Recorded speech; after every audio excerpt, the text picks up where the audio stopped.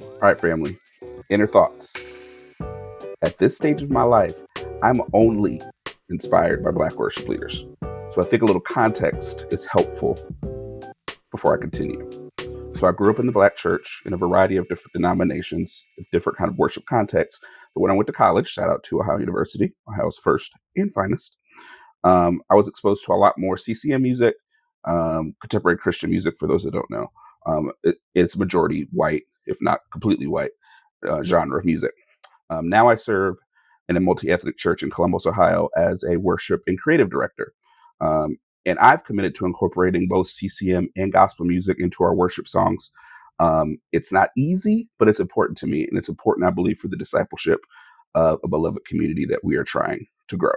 So one of the things that I do a lot as a worship and creative director is that I'm constantly listening to music, going on YouTube, listening to other worship leaders, and I find myself gravitating more toward Black worship leaders at this time of my life. No offense to anyone else, but that's what's speaking to me at this season. Join me on camera B for a little disclaimer. Hi. Remember what I said about camera B? A little bit more fun, a little bit less filtered.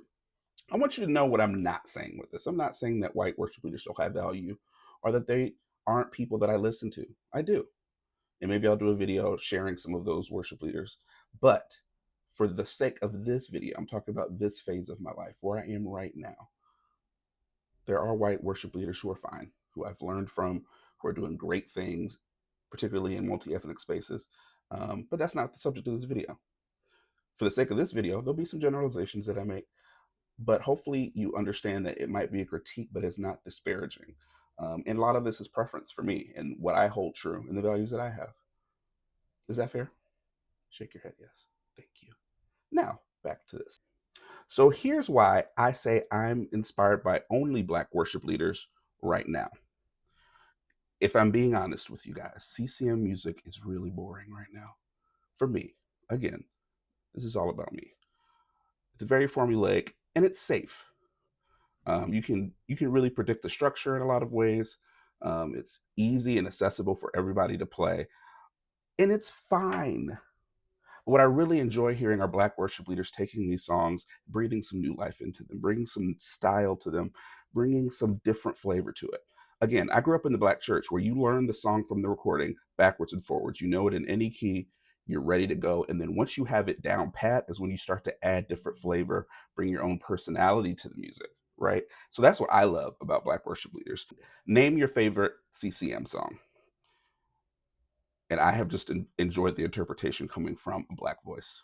Now, we're going to move to BCAM for this next reason why I am only inspired by Black worship leaders right now. This is just between you and me. One of my pet peeves are worship leaders and worship teams that don't look like they're having fun. And look, I understand, I get it. We're worship leaders. This is a priestly function. It's very serious business. It's heaven or hell at any given worship moment. But I'm going to be honest. If you don't look like you're having fun, it's hard for me to really get in there and get with you. There's certain songs that you sing that you got to bring something to the table. Bring a smile to your face. Invite people to smile. That's something that I do regularly, is I invite people to sing a song and sing it with a smile on your face. There's a certain joy that comes from Black worship leaders that is infectious. That even if I'm having a bad day, if the set ain't even going right, if I get with the right team, right musicians, those chords are hitting right, the harmonies are tight, the vocalists are giving everything they've got, you can't help but smile while you're worshiping, and I love that. So that's one of my pet peeves. I need to see the joy, I need to see the excitement. And just to be honest, sometimes CCM, white worship, can be a little too serious for me. Now back to the main cam. I could really keep going on and on about this, but I want you guys to keep watching. So the last reason I'll share with you why right now I'm only inspired by Black worship leaders is because as a Black man in a leading worship in multi-ethnic spaces and in some instances primarily white spaces, for a long time I haven't had models that specifically look like me that understand my experience. I've always had to find, for the most part, white worship leaders who are doing it in my context, and there's a disconnect. Why? Because I was raised in the Black church. I was discipled in the Black church. I grew in the Black church. That influences so many of the choices that I make, both vocally, as a leader, in worship, outside of worship. It really has shaped, informed me. And right now, at this stage of my life, I want to be discipled by, I want to listen to worship leaders who share that same value. No matter what the context we're in now, we still carry those values with us.